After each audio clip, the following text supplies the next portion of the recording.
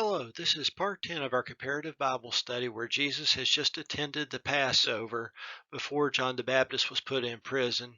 But as we discussed in the last Bible study, John may be in prison at this time. During this Bible study, I would like to continue talking about Jesus' transit through the region of Samaria.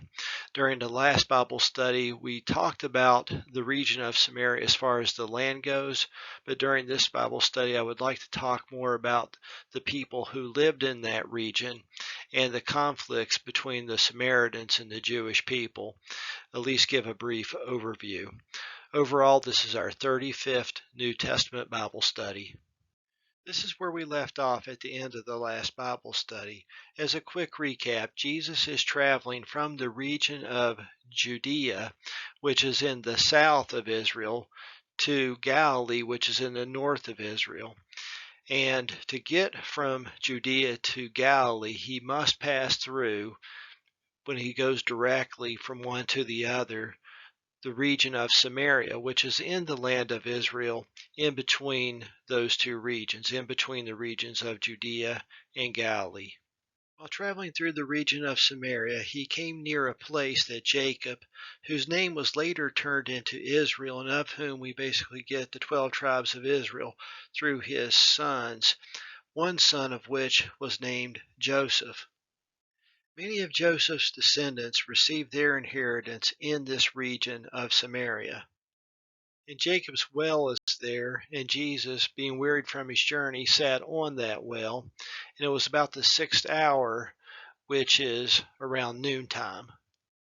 Another of Jacob's sons, named Judah, received his inheritance in the south of Samaria, in the region of Judea. As we've previously discussed in the genealogy of Jesus, Jesus is a descendant of Judah. In the book of Revelation, it refers to him as the Lion of the tribe of Judah. According to Strong's Greek Concordance, the word Jew means a Judean, or someone belonging to Judah.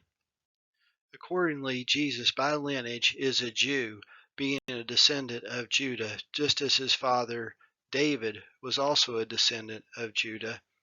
As we also discussed in the Nativity of Jesus, Jesus, being of the bloodline of David, was born in the town of Bethlehem in Judea.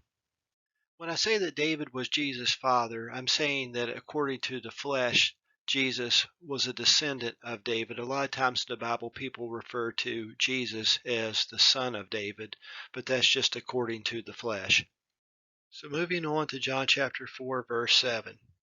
There cometh a woman of Samaria to draw water. Jesus saith unto her, Give me to drink. For his disciples were gone away unto the city to buy meat. As a quick aside, Jesus' disciples are not there. They've gone somewhere to buy something to eat. As we noted from the previous slide, it's around noontime. Moving on to verse 9, there we read, Then saith the woman of Samaria unto him, How is it that thou, being a Jew, askest drink of me, which am a woman of Samaria? For the Jews have no dealings with the Samaritans. So the woman, recognizing that Jesus is a Jew, is taken back and surprised that Jesus would talk to her, being a woman of Samaria. I'd like to stop here and talk a little bit about what this means, this difference between the Jews and the Samaritans, and a little bit of the history that goes along with that rivalry. It appears this woman from Samaria is correct when she says the Jews have no dealings with the Samaritans. In fact, sometimes the Jews could speak very harshly concerning the Samaritans. For example, later in John chapter 8, we read an account of where the other Jews say to Jesus, who is a Jew, Say we not well that thou art a Samaritan and hast a devil? So here it appears that the Jews are trying to say something pretty mean to the Lord Jesus, saying that he has a devil and calling him a Samaritan. Maybe using the word Samaritan here as an insult. So why is there this animosity of the Jews? I would like to reach back a little bit further than most and suggest that maybe it even began when David was king of Israel. For example, in 2 Samuel chapter 19, When David was king over Israel, all 12 tribes, some of the other tribes of Israel confronted the men of Judah, David's tribe, and told him that they had 10 parts in the king, but then were told the words of the men of Judah were fiercer than the words of the men of Israel. So maybe some jealousy or disputes over ownership and who has a greater part in King David. Later, David would have a son sit on the throne, King Solomon, who would also rule over all 12 tribes of Israel, and Solomon would build the temple in Jerusalem. Unfortunately, Solomon, who multiplied wives, when he became old, his wives turned his heart away from God, and he did evil in the sight of the Lord. So God decided to take 10 tribes away from Solomon's son and give them to a man named Jeroboam. Solomon's descendants would continue to reign a kingdom in the south where the tribes of Benjamin and Judah were located, Judah being the bigger tribe, and their capital would be in Jerusalem. And that kingdom would be referred to as the kingdom of Judah. The other 10 tribes and their new king Jeroboam would have their kingdom in the northern part of Israel, and that kingdom would be referred to as the kingdom of Israel. Unfortunately, this northern kingdom of the other 10 tribes of Israel would go astray pretty quickly. In the southern kingdom of Judah, there would be some good kings, but there would also be some bad kings. In the northern kingdom of the other 10 tribes of Israel, it would be hard to name a good king.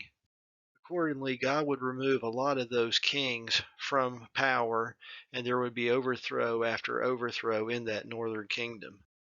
One of those kings, a man named Omri, would build a city called Samaria.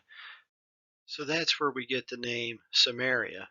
Samaria would become the capital of the northern kingdom of Israel, whereas Jerusalem was the capital of the kingdom of Judah in the south. So over the years, there would be a lot of wars or conflicts between the northern kingdom, capital in Samaria, and the southern kingdom in Judah. For example, there would be war between Rehoboam, who was Solomon's son who had the 10 tribes taken from him, and Jeroboam, the new king of the northern kingdom of Israel, all their days. Additionally, Abijam, King Rehoboam's son, would also have war with Jeroboam.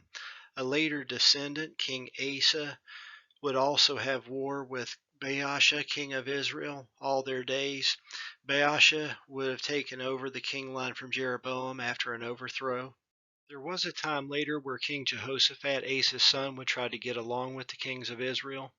One of his sons even married a daughter of one of the kings of Israel, and Jehoshaphat went to battle with one of the kings of Israel also. Unfortunately, the king that he helped was King Ahab, son of Omri, who reigned from Samaria, and the Bible records that he did evil in the sight of the Lord above all that were before him. After the battle where Jehoshaphat helped King Ahab, a prophet came to King Jehoshaphat and said, "Shouldest thou help the ungodly and love them that hate the Lord? Therefore is wrath upon thee from before the Lord." Later, Athaliah, King Jehoshaphat's daughter-in-law, who was the daughter of the king of Israel who reigned in Samaria, would try to kill all the heirs to the throne and make herself queen in the kingdom of Judah. Another king of Judah, Amaziah, would try to get help from the army of Israel. A prophet would warn him, "Let not the army of Israel go with thee, for the Lord is not with Israel, to wit, with all the children of Ephraim." Later, the king of Israel would come and defeat that same Amaziah, king of Judah, and plunder Jerusalem. As another example, later Remaliah, king of Israel, would come with the king of Syria up to Jerusalem, and they would besiege Ahaz, king of Judah.